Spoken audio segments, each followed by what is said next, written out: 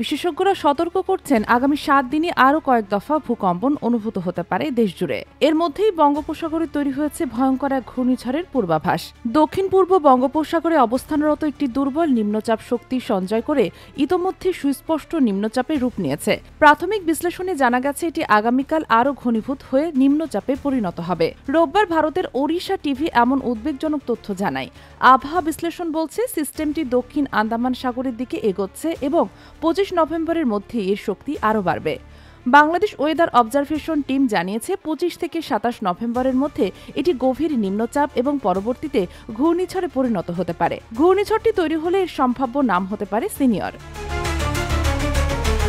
তথ্য বলছে 28 থেকে 29 নভেম্বরের মধ্যে সিস্টেমটি মধ্য ও পশ্চিম মধ্য বঙ্গোপসাগরে পৌঁছে শক্তিশালী ঘূর্ণিঝড়ে রূপ নিতে পারে। পরিস্থিতি অনুকূলে থাকলে এটি দিক পরিবর্তন করে উত্তর কিংবা উত্তর পূর্ব দিকে অগ্রসর হতে পারে। প্রাথমিক ধারণায় বলা হচ্ছে 1 থেকে 2 ডিসেম্বরের মধ্যে ঘূর্ণিঝড়টি উত্তর অন্ধ্রপ্রদেশ বাংলাদেশ উপকূলের মধ্যবর্তী কোনো অঞ্চল অতিক্রম করতে পারে। তবে সিস্টেমটি পুরোপুরি ঘূর্ণিঝড়ে রূপ না নেওয়া পর্যন্ত স্পষ্ট পূর্বাভাস দেওয়া সম্ভব নয়।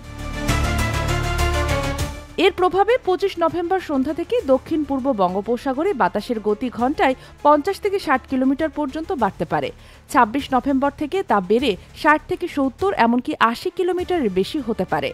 আর 27 নভেম্বর বাতাসের গতিবেগ ঘণ্টায় 100 কিলোমিটার পর্যন্ত পৌঁছানোর আশঙ্কা রয়েছে।